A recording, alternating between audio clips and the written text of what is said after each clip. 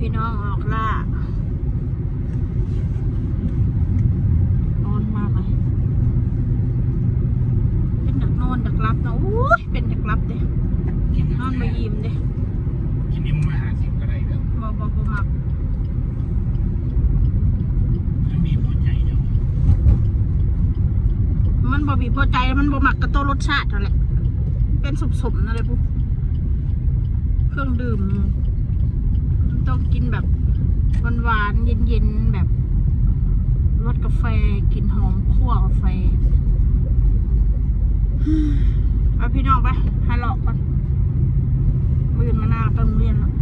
เดี๋ยวก่อนที่บอกว่าพี่ไทยต่อคนนี้คนนี้เขาเห็นมันพิมพ์มาตามหาอ้ายทำงานก็บ่เห็นแม่ไปศึกษาอย่างเบิ่งในเด้อการฉีดวัคซีนมันเข้าใจคนละมุมเขาบอกพี่น้องฟังเนี่ยบ่เห็นน้องมนต์ที่บอกว่าหลอดนะจ้ะศึกษาอยู่จ้ะฉีดวัคซีนบ่เห็นอยู่คอมเมนต์นะเอาข้อมูลผิดมาพูดมันผิดตรงไหนคะมันผิดตรงไหนคะก็ในใบฉันน่ะฉันก็ถามคุณหมอแล้วฉีดวัคซีนเด็กของคุณหมอที่บังคับจะต้องฉีดเลยนะอายุกี่ปีก็ตามปกติแล้วก็ต้อง4 ปีถึง5 ปีแหละคุณแม่ประมาณนั้นแหละก็จะฉีดตอนแรกก็ฉีดอันนี้ก็ป้องกันโรคอย่างหลายอย่างโรคมือเปื่อยปากแหว่งโรคอันอีซุกอีไซมันมีหลายเข็มภาษาของกระจำบ่ได้หรอกพี่น้องเลยไข้หวัดใหญ่ใช่ส่วนไข้หวัดใหญ่น้องมานาก็ฉีดไปแล้วค่ะเข็มสุดท้ายตอน4 ปีนั่นแหละส่วนอายุ7 ปีกับ12 ปีนี่ก็คือก็จะอาจจะเป็นไข้หวัดใหญ่หรือรักษาโรคแนวอื่นนำก็เป็นไปได้นั่นแหละแต่ส่วน12 ปีนี่คือฉีดมะเร็งปากมดลูกซึ่งน้องก็ยังไม่ถึงนะคะมนาก็ยังไม่ถึง7 ปีตอนนี้มนาเพิ่งจะ5 ขวบมีภูมิคุ้มกัน5 ขวบกับกี่เดือนไม่รู้5 ขวบรักษาหลายโรคเอาเป็นว่าเดือน9นี่6 ขวบมนานะ7 ปีฉีดอีกครั้งหนึ่งแล้วก็12 ปีคือปากมะเร็งปากมดลูกเพราะว่าเด็กน้อยเพราะว่าผู้ใหญ่ก็คือกันผู้ยิ่งจริงๆแล้วเนี่ยผู้ยิ่งเฮาในร่างกายผู้ยิ่งเฮาเนี่ยทุก6 เดือนคุณต้องเข้าไปตรวจปากมดลูกมะเร็งปากมดลูกมันไปตรวจหามะเร็งเต้านมมั่งเขาเรียกตรวจสุขภาพประจำปีของผู้หญิงทุก6 เดือนต้องตรวจจริงๆแล้วตามหลักนะ7 ปีทำไมมันจะมุกพินในปอดบวมเหรอเป็นยังขอสิบไปศึกษาเข้าใจไหมหมายถึงว่าความหมายที่คนที่มันมาคอมเมนต์ว่าให้ข่อยนะว่าข่อยนะพูดว่าพาลูกไปฉีดวัคซีนครบหรือยังมันก็ครบแล้วเด้ตอน4 ปีเพราะว่าเราสิไปฉีดตอน7 ปีมันขนาดฮอดว่าเฮานี่นำข้อมูลผิดว่าถึง4 ปีก็ถึง10 ปีตามกำหนดของหมอบอกมาน่ะแต่ไอ้ส่วน7 ปีกับ12 ปีมันก็อีกเรื่องนึงมันคนละอย่างกัน12 ปีมันก็เข้าไว้ในการเด็กน้อยสิเป็นประจำเดือนแม่นบ่เด็กน้อยบางคน11 ปีก็เป็นเราได้ประจำเดือนข่อยนี่เป็น14 ปีข่อยนะประจำเดือนน่ะ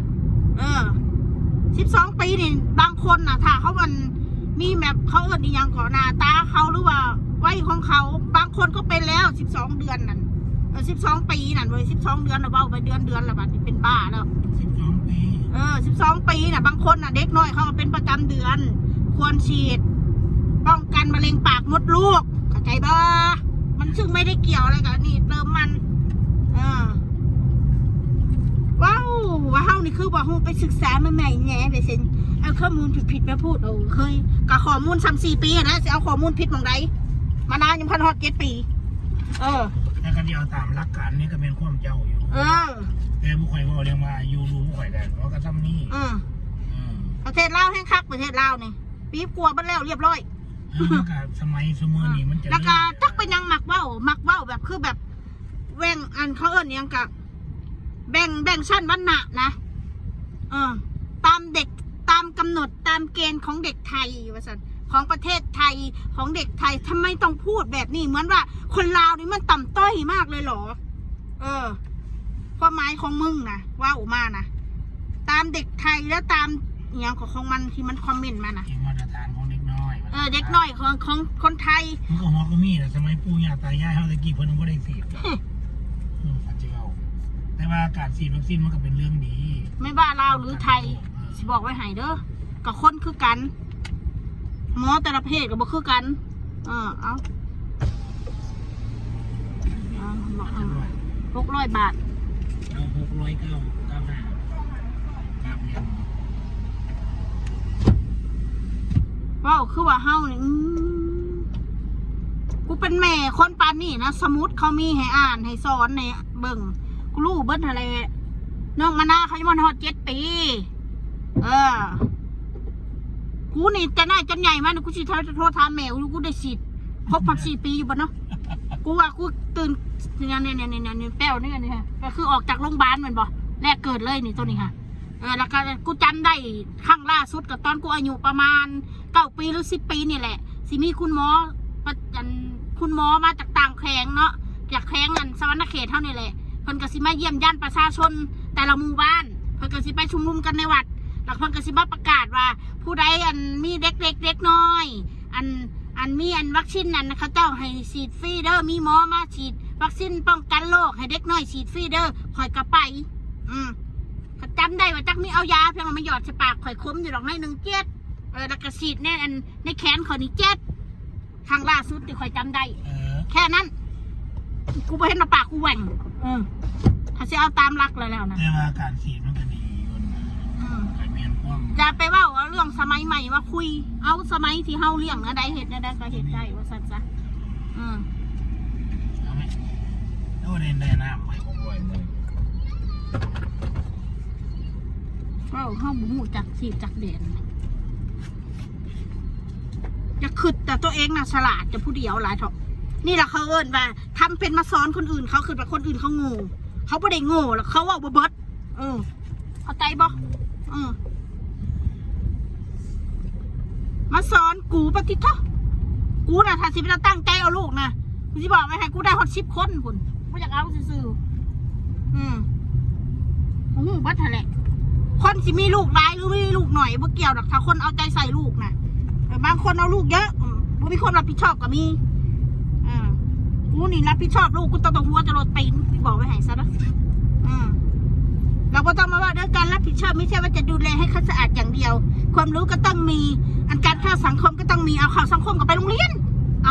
ถ้าอย่างนั้นเราจะไปฝากทำไมที่โรงเรียนก็เพื่อจะให้ครูบาอาจารย์สอนเขาในเมื่อพ่อแม่สอนเขาไม่ได้พ่อแม่ไม่ใช่คุณครู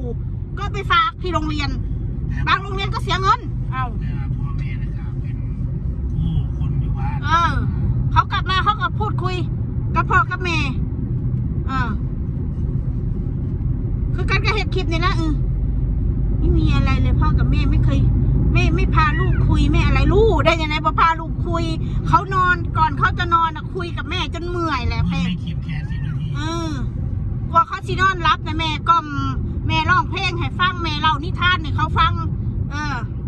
แม่ก็เบิ่งในมือถือแล้วก็อ่านเพลงร้องเพลงอันใดที่เขาชอบอันใดที่เขามักแล้วก็ร้องให้เขาฟังเพื่อเขาสิรับให้ไอ้ตรงนั้นน่ะที่เราไม่ได้สื่อออกไปนะในโซเชียลนะคุณรู้บ้างไหมคะไม่รู้ก็เลยมาว่าพ่อแม่นี่ไม่ได้คุยกับลูกไม่นู่นนี่นั่นปล่อยให้ลูกอยู่แต่กับมือถือว่าไปแล้วบาทนี่นอกมาหน้านะเด้อก็เขาสินอนนี่คือถ้าเขาจะนอนหลับเขาต้องนอนกับแม่เท่านั้นนอกจากแม่โบยูอลีเดี๋ยวจังลูกก็พอเวลาเขานอนนะเขาสิลูกนี้เขาบ่ได้เขาก็สิมานอนกายเขาก็สิเอามือเขามาก่ายแขนก่ายข้อแม่แล้วก็ร้องเพลงกล่อมแล้วก็เขาก็ใช้เขารูปล้างรูปแอวให้เขา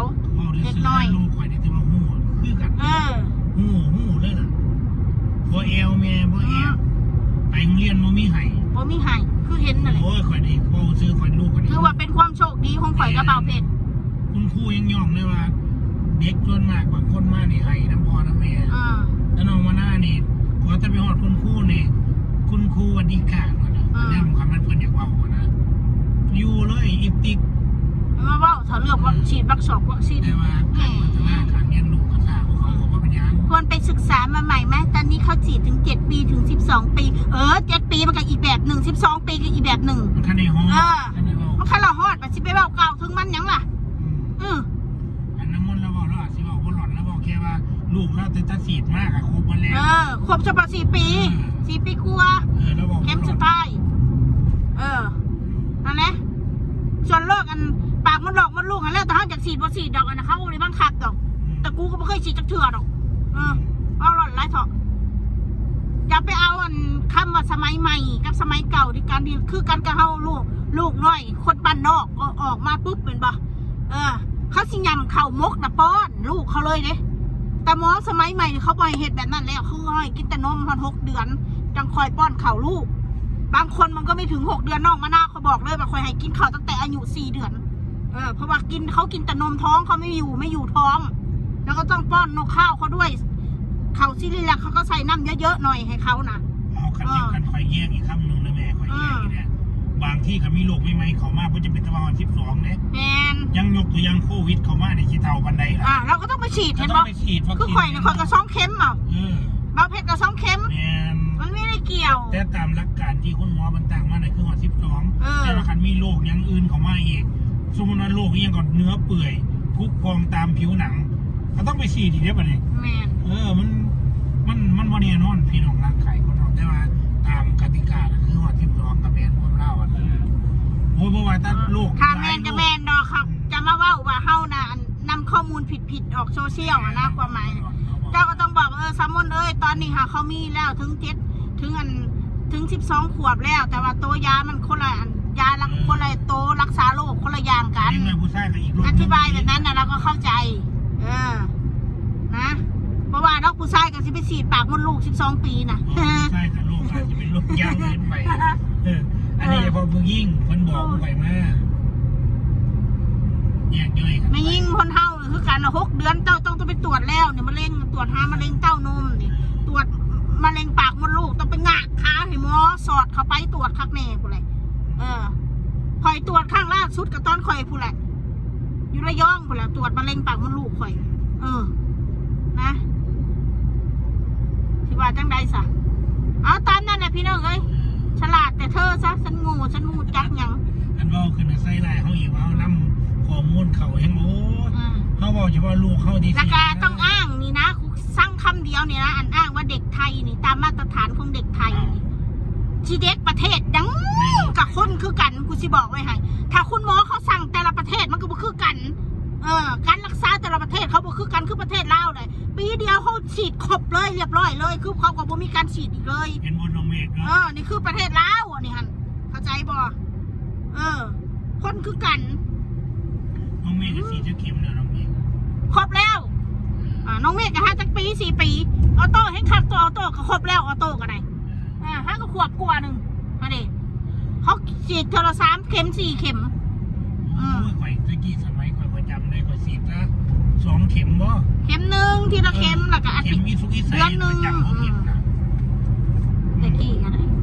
อีซุกอีไซมันเป็นทุกคนนี่มาหน้าเขาเป็นเลยมาหน้าน่ะคือเป็นเลยคือฉีดตามมันน่ะเลยสมัยนี้เด็กบอกเป็นดอกอีซุกอีไซบอกเขามียาป้องกันแล้วเอาล่ะพี่น้องซ้ำนี่แหละเด้อจ้าเดินทางไปไกลเติบยุ่งมันนี่จะออกคนละต่างจังหวัดคนละหาหลอกเอาพี่น้องนะบ๊ายบายเด้อจ้า